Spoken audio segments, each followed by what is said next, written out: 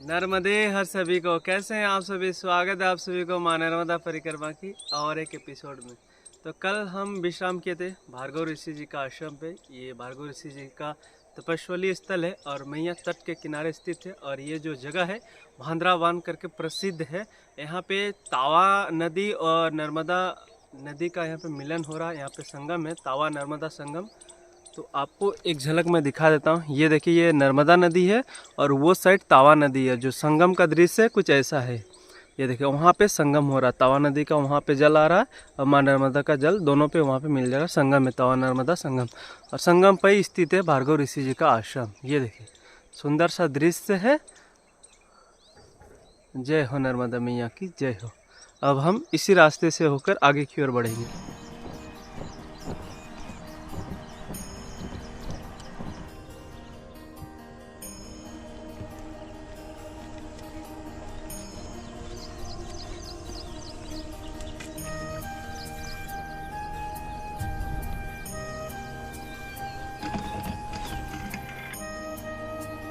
ये देखिए, आप देख सकते हैं मैया का कुछ रूप ऐसा है। यहाँ पे खूब सारे चट्टानें हैं यहाँ पे।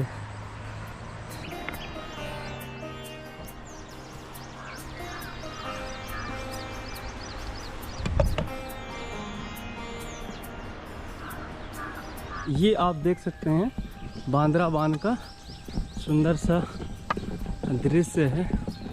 ऐसे स्थान को कहते हैं बांद्रा बांध। यहाँ पे सुंदर सा घाट है। बहुत सारे श्रद्धालु आते हैं मैया पे स्नान करने के लिए बांद्रा बांध पे। ये आप देखें, पढ़ सकते हैं आप। यहाँ पे आश्रम भी है, बट हम भार्गव ऋषि जी के आश्रम पे रुक गए थे।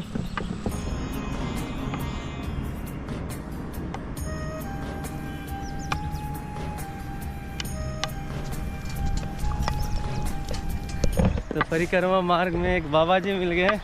बाबा कैसे हैं आप? अरे बढ़िया, मस्त मैया की कृपा से। और कहाँ से हैं आप? छिंदवाड़ा जिला। और आपका शुभ नाम? लक्ष्मण साहू। अच्छा, और आपने कहाँ से उठाई बाबा परिक्रमा? ओमकारेश्वर। कब उठाई? ये आज हुआ है मेरे को 5 मार्च को उठाया। 5 मार्च को ओमकारेश्वर से? जी। अरे बाबा, आप चेन्नई एक्सप्रेस की तरह चल रहे हो तब तो। अरे मैया की कृपा है। पूरी पैदल परिक्रमा है की? पैदल ही चल रहा है महाराज से। बाबा सच में बताओ आप। नहीं, हम कभी कभी ये कंडीशन आई कि हम तो 40 के 50 ही चलना पड़ेगा आश्रम में भी निकलना। ऐसा सच में आप 5 मार्च में उठाएं जी। और अभी यहाँ पे हैं? जी। बाबा वाकई बहुत फास्ट हैं, बहुत फास्ट।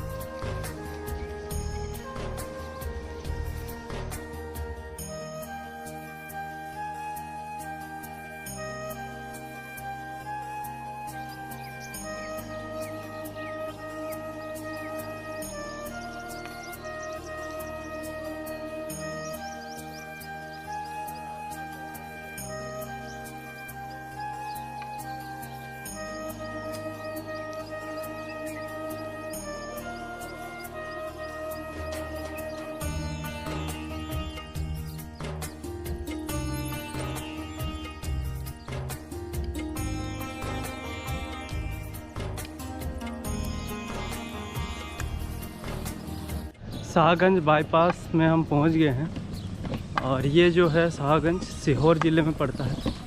ये आप देख सकते हैं, यहाँ से 4 लाइन है। बहुत सुंदर दृश्य है यहाँ का। शाहगंज बाईपास से हम शाहगंज गांव के अंदर आ गए हैं। ये देखिए, कुछ ऐसा दृश्य है शाहगंज का। एंड यहाँ से हम किनारा पकड़ लेंगे। ये एकदम यहाँ तट पे स्थित है। यहाँ पे अन्न क्षेत्र भी है, आश्रम भी है और यहाँ से किनारा अच्छा है। नर्मदे हर। ये देखिए, माँ नर्मदा परिक्रमावासी सेवा आश्रम। ये आश्रम है, यहीं पे परिक्रमावासी की सेवा की जाती है। कुछ यहाँ का दृश्य ऐसा है। अरे वो देखिए घाट सामने में यहाँ का। नर्मदे हर, नर्मदे हर, नर्मदे हर, नर्मदे हर बाबा, नर्मदे हर, नर्मदे हर बाबा, नर्मदे हर।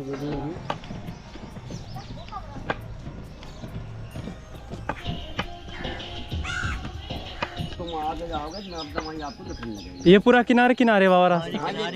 परिक्रमावासी के ने बनाई थी। अच्छा अच्छा, ये वहीं पे पूरा परिक्रमावासी के लिए बना किया क्या? अच्छा शूटिंग करते हो? जी जी जी। तो ये जो रास्ता है पूरा किनारे किनारे पे ही है। अभी हम पूछ रहे थे कि किनारे पे जा सकते हैं क्या, तो आगे में एक नाला है। पता नहीं, जब भी हम पूछते कि किनारे पे जा सकते हैं क्या, तो बोलते कि रास्ता है नहीं, आप पे इसी सड़क से चल जाइए जो किनारे वाला रास्ता है। मोस्टली उत्तर तट में हमने देखा कि एकदम किनारे पे ही सड़क है। तो उत्तर तट में इसीलिए बहुत सारे परिक्रमावासी का जल्दी पहुंच जाते हैं अमरकंटक। तो उत्तर तट में थोड़ा रास्ता ठीक है। नर्मदे हर मैया। ये जो हमारी मैया है, मैया के बारे थोड़ा सा बात करते हैं आज, क्योंकि मैया करीबन हमसे 15 दिन अलग थी और आप लोगों का मैया के प्रति जो कमेंट कर रहे थे वो हम अक्सर पढ़ रहे थे। मैं समझ सकता हूँ, क्योंकि मैया का रूप ही ऐसा है, मैया का भोलापन, मैया का सादापन और इनका जो प्रेम भाव आपके दिलों में जगह बनाया है। मैया बात ही अलग है सच में। तो हम थोड़ा सा बात कर लेते हैं। मैया, काफ़ी सारे लोग आपको प्रेम करते हैं, बहुत सारा कमेंट आया था आपको लेकर। आप तो नहीं देख पाए थे लेकिन हम देख पा रहे थे, तो सोचा आपको बता दूं। आप कुछ बोलना चाहोगे उन लोगों को? आपको रोज़ देखना पसंद करते थे, बट कुछ दिन करीबन 10-15 एपिसोड में आप नहीं थे ना, तो अच्छा नहीं लग रहा था लोगों को। बोलो क्या? जब भी आपसे बात करते हैं कैमरा के सामने आप तो कुछ भी नहीं बोलते। अच्छा लगता है ना, है ना? हाँ, आदमियों को भाव है ना। हाँ। मानो मतलब एक दूसरे की पहचान करने का भाव रहता है। हाँ। तो इसलिए आदमी अपन से मिलना चाहते हैं। हाँ। कोई से भी मिलना चाहते हैं जी। और जिनका भाव ही नहीं रहेगा तो वो क्या मिलेंगे? हो आ? जी, ये तो आपने बिल्कुल सही कहा माई। और मैया से थोड़ा आज चर्चा कर लेते हैं। मैया, आप कौन से ज़िले से हैं? रायसेन जिला। रायसेन जिला, मध्य प्रदेश। और तहसील कौन सा पड़ता है? आपका गांव कहाँ है? मतलब तहसील भी बेगमगंज और गांव भी और बेगमगंज। जिला भी, तहसील भी बेगमगंज और रहना भी बेगमगंज। तो जो रहने वाली है माई वो बेगमगंज की है। तो माई, तो जैसे कि माई अकेले परिक्रमा कर रही हैं और माई नर्मदापुरम से परिक्रमा उठाएं, तो परिक्रमा उठाने का कैसे मन में विचार आया कि माँ नर्मदा परिक्रमा हम करते हैं, और अकेले करने का जो साहस आपने कैसे जुटाया? तो जो करना है तो करना है, अकेले हो चाहिए तो। हाँ। मैं ये पूछ रहा हूँ कि आप मतलब परिक्रमा का भाव कैसे आया? मतलब हम आश्रम आते थे तो मैया ने जाती थी। हाँ। मैया ने बोलती थी पूर्वज तर जाते हैं, अपनी बीमारियां दूर हो जाती हैं और बहुत कुछ अच्छा रहता है। हाँ। परिक्रमा करने से हम जानते ही नहीं थे, तो हमारे मन में आया कि हमको भी परिक्रमा करना है। हाँ। तो हम मन में सोचते रहे करेंगे, मैया से विनती करते रहे। जी। 2-3-4 साल से आ रहे थे आश्रम। हो तो मैया का कहना है कि मैया नर्मदापुरम का आश्रम में, हाँ, नर्मदापुरम का आश्रम में ये सेवा के लिए घर से अक्सर आती रहती थी और परिक्रमावासी की सेवा करती थी और वापस फिर घर चली जाती थी। उस दौरान बहुत सारे परिक्रमावासी से इनकी मुलाकात होती थी, तो परिक्रमा की विशेषताएं, परिक्रमा के बारे डिटेल से बताते थे। तो इनका मन में भाव ऐसा जागा कि हमको भी परिक्रमा करना है। तो माँ से ये जी, मैया आती है, मैया को रुआई आ जाती है। हाँ। ऐसी मैया मतलब जाती थी आश्रम से तो हमें भी रुआई आ जाती थी। जब रुकती थी तो बहुत अच्छा लगता था। हाँ, और मैया ने जाए परिक्रमावासी तो हम खूब रोले हैं। फिर बाद में हमें बहुत रुआई आती थी। ऐसा? हाँ जी। तो ऐसा है मैया की कहानी। जब आते थे तो उनको अच्छा लगता था, फिर जाए तो वो प्रेम भाव था ना। मैया आप है ही ऐसे कि मतलब किसी के भी दिल में आप जगह बना लेती। ये ईश्वर की असीम कृपा है आए आपके ऊपर, है ना। तो ऐसा है मैया इससे मतलब प्रभावित हुई परिक्रमावासी से, फिर उन्होंने परिक्रमा उठाया। और अभी कैसा लग रहा है मैया परिक्रमा में? अच्छा लग रहा है। अब परिक्रमा पूरी होने वाली है। तो थोड़ा दुख हो रहा है। दुख किस बात का हो रहा है? हाँ, दुख किस बात का हो रहा है? क्या मालूम, अरे क्या मालूम, क्या बताओ आप हमें। अब परिक्रमा पूरी होने वाली है, भक्तों से मिलते रहते थे, परिक्रमा वासियों से मिलते रहते थे, महापुरुष मिलने आते रहते। कुछ टाइम के बाद तो चतुर्मास भी पड़ जाएगा, 5 जुलाई के करीबन से। तो पूरा मई है जून, यानी कि 70 दिन करीबन अभी है जो कि परिक्रमावासी नर्मदा खंड में आपको दिखते रहेंगे। उसके बाद चतुर्मास में तो बहुत ही कम ऐसे परिक्रमावासी होते हैं जो चलते हैं, वरना सब नियम का पालन करके चतुर्मास का फॉलो करते एक आश्रम में रुक के।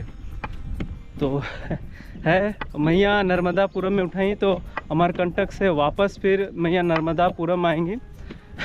तो हमारा साथ अमरकंटक तक रहेगा मैया का।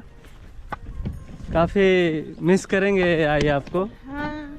है ना, लेकिन बात होते रहेगी, फ़ोन करते। महान पुत्र मिलना मुश्किल। अरे वो ईश्वर की लीला है आई, तो ईश्वर ही जाने अब, है ना। हम तो निमित्त मात्र हैं, किसी के साथ हम यदि रहना भी चाहें, अगर ईश्वर नहीं चाहता तो। प्रभु जी आज हम सोच रहे ओ कि अब ऐसे महान पुत्रों से, ऐसे महान भक्तों से अब बिछड़ जाएंगे। अरे आई देखिए, प्रेम में कभी नहीं बिछड़ता, तो हमें मोह में अजीब सा लग रहा है। अरे क्यों अजीब लगेगा, अभी भी 1 महीना का सफ़र है आई, है ना। बस ऐसा 1 महीना का सफर है। 1 महीना भी बहुत होता है। देखिए हम तो ऐसे भी कल का तो किसी का नहीं पता ना, विधि का विधान में क्या लिखा है, भविष्य का गोद में क्या लिखा है, क्या छुपा है, हम ना जानते ना आप जानते हैं, है ना। पहले हम पछताते थे, ये नहीं किया, वो नहीं किया, तो ये क्यों नहीं किया, ये करना था। अब सोचते हैं जो है तो मैया की कृपा, अब नहीं पछताते। परिक्रमा में तो यही तो सीखे है ना कि स्टार्टिंग पॉइंट हमारा जन्म होता है, जब परिक्रमा पूरी हो जाती है वो हमारा मृत्यु होती है। यानी कि जन्म से लेकर मृत्यु तक परिक्रमा की तरह ही जीना है, ना किसी का मोह, ना किसी का माया, ना किसी का लालच, है ना। प्रेम भाव के साथ जीना है, जितना मिला उतना ही ग्रहण करना है, मेहनत करते रहना है ना। और सच्चे मन से श्रद्धा भाव, प्रेम भाव, इंसान का क्या होता है, इंसानियत बरकरार रखनी है सभी से, बस यही तो सिखाता है। दृढ़ विश्वास हो मैया पे, हो हाँ। कोई कितना कमजोर हो, हाँ परिक्रमा पूरी करा देती मैया, बिल्कुल। वो भी जाती पूरी। मिलना बिछड़ना तो प्रकृति का नियम ही है ना। तो है ये तो होते रहता है। बाकी आप देख सकते हैं इधर प्राकृतिक सौंदर्य, ये बहुत ही सुंदर दृश्य है इधर का। लो जी, रास्ते में भैंस का दर्शन भी हो गया। नर्मदे हर बाबा, नर्मदे नर्मदे। कैसे हैं बाबा? बढ़िया ये भैंसे आप ही की है? ये भैंसे आप ही की है? हमारी बारे। अरे वाह, बहुत सारी भैंस हैं आपकी तो। महाराज जी जी, अरे बस बाबा आगे आश्रम हो जी। रास्ते में गाय भैंसे दिखते रहते हैं, आनंद आता है। मैया तट के किनारे तो और आनंद आता है। क्या माई, भैंस चरते हुए। तो ये देखिए, ग्राम सुडानिया में आपका स्वागत है, जिला सीहोर में। ये देखिए सुडानिया जो गांव है कुछ ऐसा है। ये भी मैया तट के किनारे स्थित है, लेकिन अभी किनारे में ही रास्ता है, तो उसी रास्ते से हम आगे की ओर बढ़ रहे हैं। गांव आ गया है, काफ़ी प्यास लगा है हमें, तो देखते हैं कहीं जल वगैरह मिल जाए तो ग्रहण कर लेंगे, फिर अभी आगे की ओर बढ़ेंगे। अभी 10 बज रहा है और गर्मी का असर अभी से दिखना स्टार्ट हो गया भाई, 9 बजे से ही। अब तो 11 बजे पे थोड़ा और बढ़ेगा, 12 बजे पे, और उसके बाद 12 से लेकर 2 बजे तक पूरा भरमार रहता है। उस टाइम लू लगने की संभावना थोड़ा ज़्यादा रहती है। प्यास भी लगी थी और मैया ने देखिए सुंदर सुंदर। चलिए यहाँ पे रख लेते हैं। इतना धूप तेज है कि कहना ही नहीं बाबा। प्यास कोई नहीं आए, हम चल रहे हैं। चलिए हम जाए। तो पर हम हल्ला। अरे चलिए आए।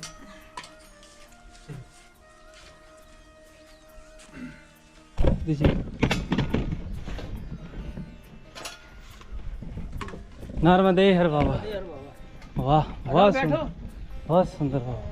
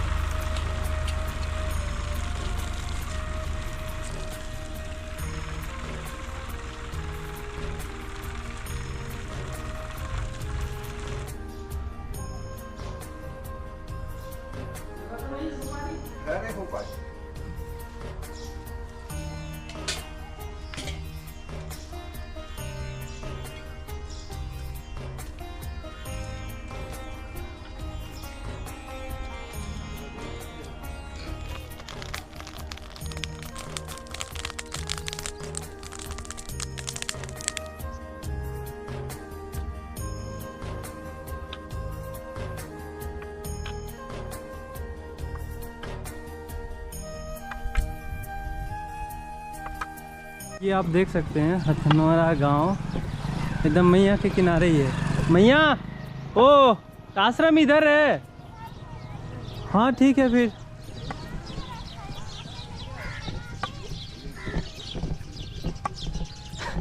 भाई बोल रहे हैं कि हम पानी में नहीं चलेंगे, सूखा सूखा में चलेंगे। वो उधर से घूम के जा रही है। देखिए आई का किरदार ही अलग रहता है। वो देखिए वाह वाह। पानी में नहीं चलना है आपको ना, पानी में आपको नहीं चलना है ना।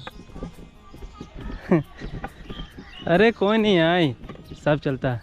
ये देखिए हथनोरा गांव तो वैसे पीछे है, लेकिन जो मैया तट के किनारे कुछ ऐसा दिखाई प्रतीत हो रहा है। और आश्रम आप सीधे पे देख सकते हैं।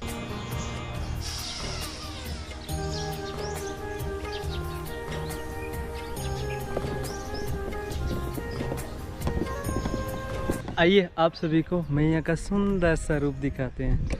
ये देखिए ये कुछ ऐसा दृश्य है। इधर ना मैया यू शेप में काफ़ी ज़्यादा मुड़ी हुई हैं।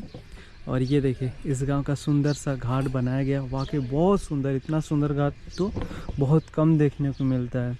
ये देखिए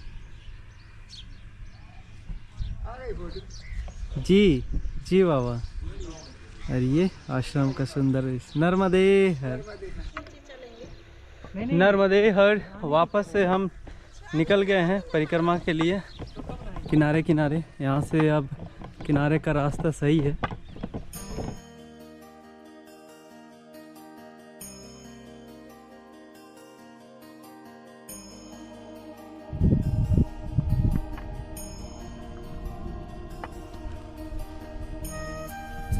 अभी हम किनारे पे आ गए हैं और एकदम किनारे किनारे होते हुए चलेंगे। और किनारे में थोड़ा सा इस प्रकार तार या कांटे के जो झाड़ी है ना उसको दिया हुआ रहता है, तो उसमें थोड़ा सा दिक्कत करता है। लेकिन इधर के लोग सही हैं, गेट बना दिए कम से कम। क्या गेट सही होता है। ये हमने देखा था उधर में बड़गी से पहले जब ठंडी के मौसम में आ रहे थे, तो जहाँ पे उस दिन क्या कहते हैं नया साल से 1-2 दिन पहले जो वहाँ रुके थे, तो इतना कितना पैर कीचड़ में गया था, कहीं निकलने का रास्ता ही नहीं मिल रहा था। संयोग देख वहाँ पे लिटरली निकलने का कोई रास्ता नहीं था। पर विदिन 10 से 15 मिनट में एक प्रभु जी आए, फिर उसने जो है पूरा का पूरा वही कांटे को ही उसने क्लियर कर दिया। फिर हमको घर पे उसका घर बन रहा था ना। हाँ तो सब मैया की लीला है। मैया स्वयं तुरंत प्रकट हो जाती है। विमलेश्वर में रुका था ना मैं। हाँ विमलेश्वर में। हाँ जहाँ पे हमने दरिया पार की थी। ओ देवासा में हाँ। छोड़ परिवर्तन किया था। तो वहाँ पे महाराष्ट्र से कुछ ग्रुप के लोग आए हुए थे। हाँ। तो उन्होंने एक भंडारे का आयोजन किया। तो भंडारा कुछ खास था, मतलब काफ़ी सारे लोग थे वहाँ पे। दोपहर के समय पे हम ऐसे ही गए थे भोजन प्रसादी पाने के लिए। तो एक प्रभु जी थे, वो ऐसे पूरी खाई जा रहा है, रो रहा है और ऐसे कर रहे पूरी खा रहे हैं। ऐसे उसकी आवाज़ निकल रही थी। सब पूछ रहे कि क्या हो गया, क्या हो गया। वो कह रहे मैं पूरे जीवन पूरी ही खाते आया हूँ, जब से परिक्रमा में चला था कभी पूरी नहीं खाया। 2 दिन से मैया को याद कर रहा था, मैया कहीं पूरी दिलवा दो। आज पूरी मिल गई, मेरे आंसू रुक नहीं रहे। और लिटरली कितना एज होगा उनका, 50-55 साल, 55 से कम नहीं होगा उसका उम्र। तो सोच सकते हैं 55 साल की उम्र में एक प्रभु जी एक बच्चे की तरह रो रहे थे पूरी की वजह से। पर वो कह रहा था कि हमें खुशी इस बात की हुई कि मैया ने हमारी सुन ली। पूरी तो हमने घर में बहुत खाया, लेकिन सीरियसली यार वो मतलब ऐसा नहीं कि आंसू निकल रहे थे, वो बिलख बिलख के रो रहे थे। ऐसा जैसे तो फूट फूट के रोना।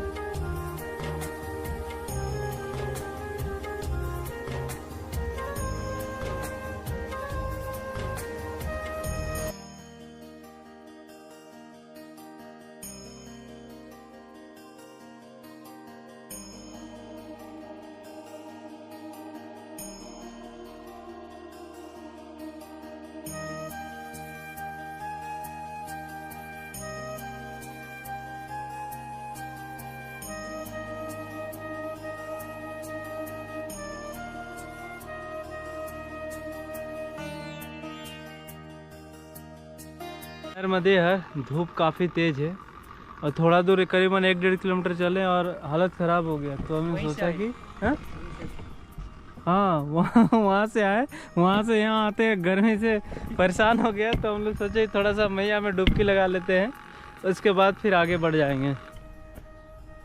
ये जीवन है इस जीवन का। तो अभी हम चल रहे हैं मैया में स्नान करने के लिए, लेकिन मैया में स्नान करने से जाने से पहले एक छोटा सा अनुभव मैं आप लोगों के साथ में साझा करने वाला हूँ। ये अनुभव उन दिनों की है जब मैं मौन व्रत में था। हालांकि ये मौन व्रत से जुड़ा हुआ अनुभव नहीं है, वो भी अनुभव काफ़ी सारे, वो मैं आपको आगे बताऊँगा। पर उस दिनों एक छोटा सा अनुभव मेरे साथ में हुआ था। जब चीज़ें बहुत सहजता सरलता से हमें मिल जाती है तो हमारा विश्वास बना रहता है, लेकिन जब चीज़ें मुश्किलात में पड़ती है तो क्या उस वक्त भी हमारा एहसास वैसा होता है। मैंने उसे शब्दों में लिखा है, मैं 1 मिनट में आपको पढ़ के बताता हूँ। तो मैं आप लोगों के साथ बस थोड़ा सा समय लूँगा।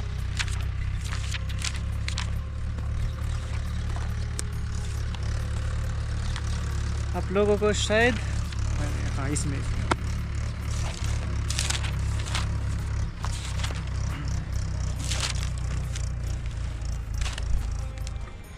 तो ये वाक़या हुआ था 22 मार्च 2025 को और हम लोग टेमला गांव से आगे की ओर निकले थे।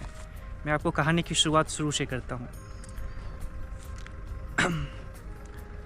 आज का दिन भी बाकी दिनों की तरह सामान्य ही था। सुबह स्नान ध्यान करने के पश्चात मैं अपने प्रभु जी और माता श्री के साथ अपनी यात्रा को आगे बढ़ाते हुए टेमला गांव से आगे निकल चुका था। तब शायद मुझे ये एहसास नहीं था कि मैं आगे एक दिव्य अनुभव के लिए बढ़ रहा हूँ। दोपहर का समय था, सूर्यदेव सर पर थे और तपती हुई धरती आग उगल रही थी। मैं थोड़ा आगे आ गया था और मैं अकेले ही नंगे पांव पथरीले और ऊबड़ खाबड़ रास्तों पर बढ़ता जा रहा था। मेरा हर कदम जलन और पीड़ा का अनुभव कर रहा था, मानो अग्नि स्वयं मेरी परीक्षा ले रही हो। दूर दूर तक कोई छाँव नहीं थी और आगे बढ़ते रहने के अलावा कोई विकल्प भी नहीं था। 11 बज चुके थे और 12 बजने वाले थे। आश्रम अभी भी बहुत दूर था। रुकना शायद मेरे लिए उस वक्त संभव नहीं था। पर कहते हैं परिक्रमा में अकेले चलने का एक अलग अनुभव होता है। जब आपके पास सहयात्री नहीं होते तो आपका सबसे बड़ा सहारा होता है आपकी भक्ति, आपका विश्वास। कठिनाइयों के बीच या तो आप हताश होकर थम जाते हो या फिर ईश्वर का स्मरण कर और अधिक समर्पण भाव से आगे की ओर बढ़ते हो। मेरी परिक्रमा भी अब उस पड़ाव पर पहुंची थी जहां शरीर की शक्ति जवाब देने लगी थी, लेकिन मन की आस्था ने मेरा हाथ थाम रखा था। अभी भी 6 किलोमीटर का मार्ग बाकी था और रास्ता लगातार कठिन होता जा रहा था। मैं मौन व्रत में था, जिससे किसी से भी सहायता मांगना और भी कठिन हो गया था। पर कहते हैं नर्मदा मैया की परिक्रमा में कोई भूखा नहीं रह सकता। स्वयं मैया किसी न किसी रूप में आपकी चिंता करती है। मन में यह विश्वास लिए मैं आगे बढ़ता गया। मैंने इशारों में कुछ ग्रामीणों से भोजन के बारे में पूछा, पर उन्होंने सिर्फ इतना कहा, आगे आश्रम आएगा, वहाँ आपको भोजन मिल जाएगी। मैं जानता था कि यह आगे कितना आगे होगा कोई नहीं कह सकता।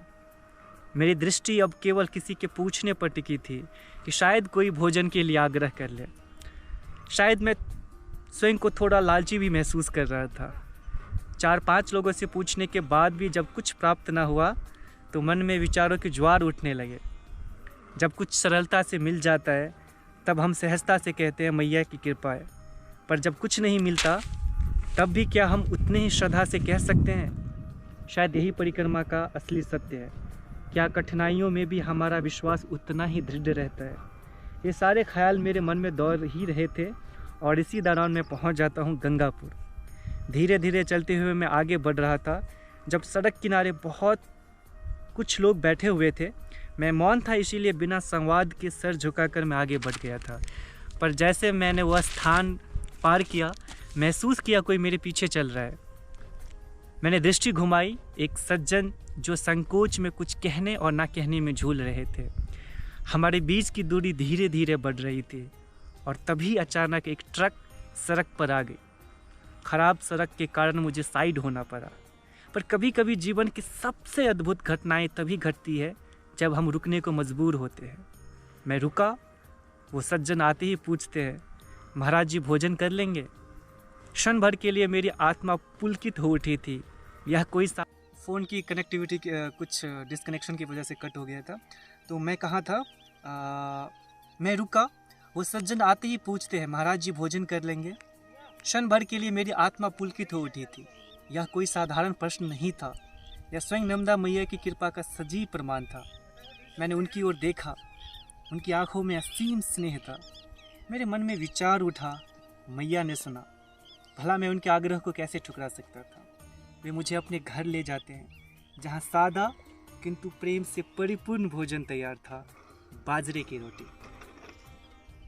सच कहूँ तो मुझे बाजरे की रोटी बहुत ज़्यादा पसंद नहीं, पर उस रोटी में एक प्रेम, एक स्नेह और दूसरों के लिए बिना किसी स्वार्थ भाव समर्पण था।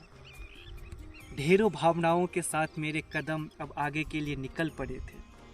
पथरीले राहें अब भी थी, धूप तेज अब भी थी, पर एक असीम ठंडक जो मेरे हृदय को प्रदान कर रही थी।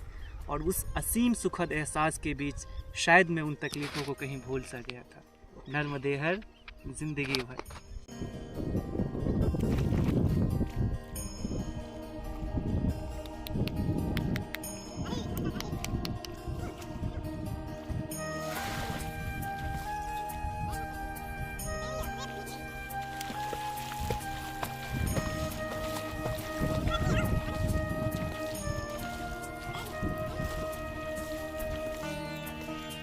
तो स्नान करके हम वापस से निकल पड़े हैं।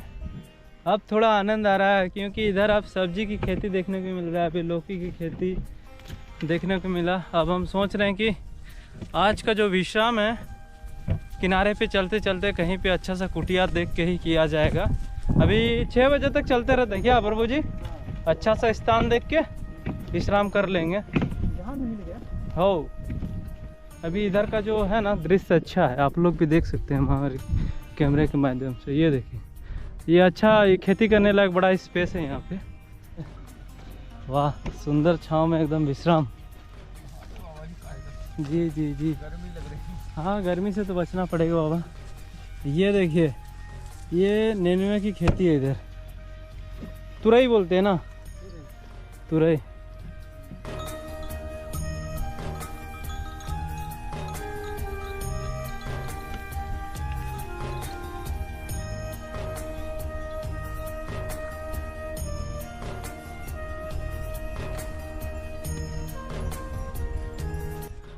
ये देखिए हमारी आई को बढ़िया सा छांव देख के भोलेनाथ के दरबार में विश्राम कर रही है।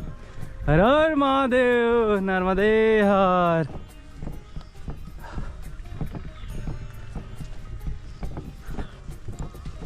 हर हर महादेव।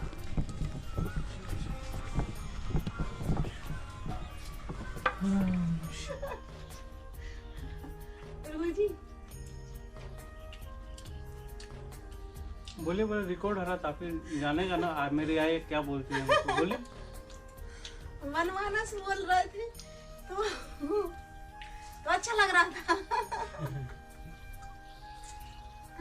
तो बनमानस एक को बोले थे कि दोनों को बोले थे? एक को। जब दोनों हम लोग साथ में सोए थे वहाँ पे, तो एक कैसे बनमानस हुआ? एक की शक्ल अच्छी है ना? नहीं, वो खा रहे थे ना। शक्ल देखते थोड़ी हो गया।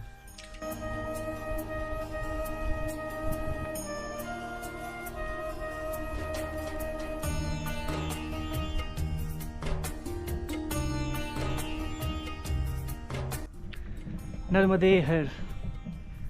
तो कैसे हैं आप लोग, हमारे प्रभु जी, हमारी माताएं, सब लोग? उम्मीद है, आशा है आनंद मंगल होंगे, कुशल मंगल होंगे। तो मैं अभी आप लोगों के साथ एक अनुभव साझा करने आया था। पता नहीं, मुझे शायद ये अनुभव आप लोगों के साथ में शेयर करनी चाहिए या नहीं करनी चाहिए, क्योंकि ये थोड़ा सा सख्त अनुभव रहा मेरे साथ। अभी ही कुछ दिन पहले हम एक भगवान के यहाँ रुके हुए थे, एक महाराज जी के यहाँ रुके हुए थे, गृहस्थ के यहाँ। जब हम उनके यहाँ पहुँचे तो वो बहुत आनंदित थे, बहुत खुशी मुद्रा में थे, बहुत प्यार स्नेह के साथ उन्होंने हमारा सत्कार किया। हम उनके यहाँ पहुँचे, विश्राम किए। लेकिन मुझे एक चीज़ बहुत हैरान किया, जब उनके घर वालों से मेरी संवाद हुई तो उनके घर के ही एक किसी बच्चे ने मुझे बोला, शायद मेरी उम्र के ही होंगे वो, कि मुझे भक्ति भजन में बहुत आनंद आता है और मैं भी साधुत्व की ज़िंदगी जीना चाहता हूँ। अब इस बात से उनके घर वाले इतने टेंशन में आ गए थे, इतने परेशानी में आ गए थे कि ये क्या हुआ। काफ़ी दिनों तक वो परेशान थे और फिर किसी तरह उनको शांत किया अपने बच्चे को कि नहीं, ये गलत है। जब ये वाक़या मुझे पता चला तो मुझे लगा कि शायद वो उनकी उसी छवि को गलत समझ रहे हैं, जिन छवि को अभी वो हमें आदर कर रहे हैं। मतलब उनके लिए हम साधु संत होना सही है या फिर उनका बच्चे का साधु संत होना गलत है, ये मुझे दुविधा में डाल दिया। फिर मुझे लगा, मैं किसी इंडिविजुअल की बात नहीं कर रहा हूँ, कि मैं किसी को व्यक्तिगत रूप से नहीं कह रहा हूँ इस माध्यम से, पर मुझे लगता है कि अगर आप एक बड़े वर्ग को देखें तो ये जो इंसिडेंट है, ये जो घटनाएं हैं, ये हमारे समाज को एक वास्तविक आईना दिखाती है कि हम सभी अपने चेहरे के ऊपर में एक चेहरा लगाए रहते हैं। जब हमें कोई साधु, कोई संत, कोई महात्मा दिखता है, उनके पैर छूकर प्रणाम करना या जो भी सम्मान भाव आप जिस भाव के साथ में प्रकट करते हैं, सबका अपना तरीका होता है प्रकट करने का, करते हो। लेकिन वही साधु संत, जब आपके घर में कोई आपका बच्चा बोलता है कि मुझे साधु बनना है या मुझे संत बनना है या फिर मुझे संन्यास की ओर जाना है, या फिर मैं, आप समझ रहे हैं मैं क्या कहना चाह रहा हूँ, आप मेरी भावनाएं शायद समझ पा रहे होंगे, तो हम तकलीफ़ में आ जाते हैं। क्यों? दूसरे के बच्चे आपको संत के वेश में दिखे तो आपको खुशी होती है, आप अपने बच्चे को संत के वेश में नहीं देख सकते। हाँ, तो ये दुनिया भी काफ़ी भ्रमित दुनिया है। मुझे इस बात का एहसास हुआ, शायद गहराई से एहसास हुआ इस बात का उस दिन कि लोगों के लिए दूसरों को देखना सहज होता है, लेकिन खुद के लिए उनके मायने बदल जाते हैं। भैया के भोग के लिए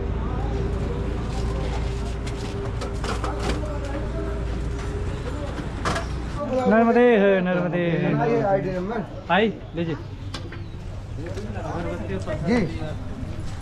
क्या है इसमें? अगरबत्ती और प्रसाद, अगरबत्ती और प्रसादी पूजा में चढ़ाना। अच्छा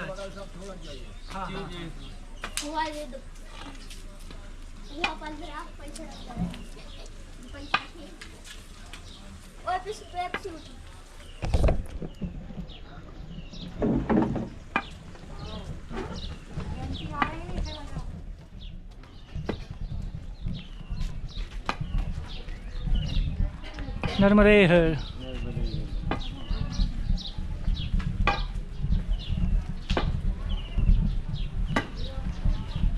कितना प्यारा गली है यार। एकदम ऐसा लग रहा है कि हम अंदर किसी चीज़ में प्रवेश कर रहे हैं, किसी वस्तु में प्रवेश कर रहे हैं, ऐसा आभास हो रहा है। मध्य प्रदेश के गांव की बात। हाँ हाँ हाँ, सचमुच। नर्मदे हर। यहाँ के लोगों ने गांव को गांव जैसा माहौल बना के रखा है ना। होता है, मतलब सचमुच की जो गांव होती है ना, वैसे भाई पगडंडी, वैसे साइकिल, वैसे लोग माथे पे मुरट्ठा बांधे। नर्मदे हर बाबा जी, नर्मदे हर, नर्मदे हर, नर्मदे हर माता श्री, नर्मदे हर। हाँ, नर्मदे हर, नर्मदे हर। ये तो अपना गांव जैसा लग रहा है यार। तेरा गांव ऐसा कैसा है यार? तेरा गांव तो छोटा सा तो गांव है। हाँ? तेरे गांव में 50 घर होंगे मुश्किल से। मैं उसकी बात नहीं कर रहा, मतलब ये लग रहा है कि अपना ही गांव। अच्छा। नर्मदे हर, नर्मदे हर।